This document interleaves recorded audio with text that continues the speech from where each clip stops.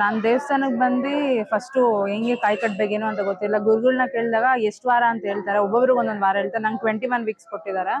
So ಕಾಯಿ ಕಟ್ಬಿಟ್ಟು next ವಾರದಿಂದ ಸ್ಟಾರ್ಟ್ ಮಾಡಿದೆ. ನಾನು ಕಾಯಿ ಕಟ್ಟಿದಾಗ ತುಂಬಾ ಸಾಲ ಇತ್ತು. ಆಮೇಲೆ ಕೆಲ್ಸಕ್ಕೆ ಸೇರಿದ್ದೀನಿ, ಬಟ್ ಕಮ್ಮಿ ಸಂಬಳ ಇತ್ತು ಇರೋ ಕೆಲಸದಲ್ಲಿ. ನಾನು ಕೆಲಸ ಚೆನ್ನಾಗಿರೋ ಕಡೆ ಸಿಗ್ಲಿ ಅಂತ ಕಾಯಿ ಕಟ್ಟಿದ್ದು. ಸೊ ಬಂದು ಒಂದ್ 2 ವಾರ 3 ವಾರಕ್ಕೇನೋ ಇರೋ ಕೆಲಸದಲ್ಲೇ ಸ್ಯಾಲ್ರಿ ಇನ್ಕ್ರಿಮೆಂಟ್ ಜಾಸ್ತಿ ಆಯ್ತು. ಆಮೇಲೆ ತುಂಬಾ ಸಾಲ ಆಗಿತ್ತು. ಇವಾಗ ಎಲ್ಲ ಕಮ್ಮಿ ಆಗಿದೆ. ನೆಮ್ಮದಿಯಾಗಂತೂ ಇದೀನಿ. ಬಂದಾಗ ತುಂಬಾ ನೆಮ್ಮದಿನೂ ಇರ್ಲಿಲ್ಲ. ದಿನ ಮನಸ್ತಾಪ ಜಗಳ ಅದೆಲ್ಲ ಆಗ್ತಿತ್ತು. ಸೊ ದೇವಸ್ಥಾನಕ್ಕೆ ಬಂದಾಗಿಂದ ದೇವ್ರು ನೆಮ್ಮದಿ ಕೊಟ್ಟಿದ್ದಾರೆ. ಸೊ ಇರೋ ಕೆಲಸನೇ ಸಂಬಳ ಜಾಸ್ತಿ ಆಗಿದೆ. ಮತ್ತೆ ಇಲ್ಲಿ ಬಂದು ಕಾಯಿ ಕಟ್ಬಿಟ್ಟು ನನಗೆ ಅದಾಗಿಲ್ಲ ಆಗಿಲ್ಲ ಅಂತ ಹೇಳ್ತಾರೆ ಜನ. ಫಸ್ಟು ಕಾಯಿ ಕಟ್ಟೋದಕ್ಕೆ ಮುಂಚೆ ಅವ್ರು ಫಸ್ಟ್ ಭಕ್ತಿಯಿಂದ ನಡ್ಕೊಬೇಕು. ಇವಾಗ ಕಾಯಿ ಕಟ್ಬಿಟ್ಟು 1 ವಾರ 2 ವಾರ ದೇವ್ರು ತಕ್ಷಣ ಯಾರಿಗೂ ಕೊಡಲ್ಲ ಅಲ್ವಾ. ಬಂದಿದ ತಕ್ಷಣ ಒಳ್ಳೇದ್ ಮಾಡ್ಬಿಡಲ್ಲ. ಸೊ ಬಂದು 4-5 ವಾರ ಬರ್ತಾರೆ, ಏನೂ ಆಗಲ್ಲ ಅಂತ ಸುಮ್ಮನೆ ಆಗ್ತಾರೆ. ಸೊ ಅವ್ರು ಏನಿದೆ 21 ಇವಾಗ ಏನ್ ವೀಕ್ಸ್ ಕೊಟ್ಟಿರ್ತಾರೋ ಅದ್ ಮುಗಿಸ್ಬೇಕು. ಆಮೇಲೆ ಏನೇ ಮಾಡ್ರು ಭಕ್ತಿಯಿಂದ ಮಾಡ್ಬೇಕು.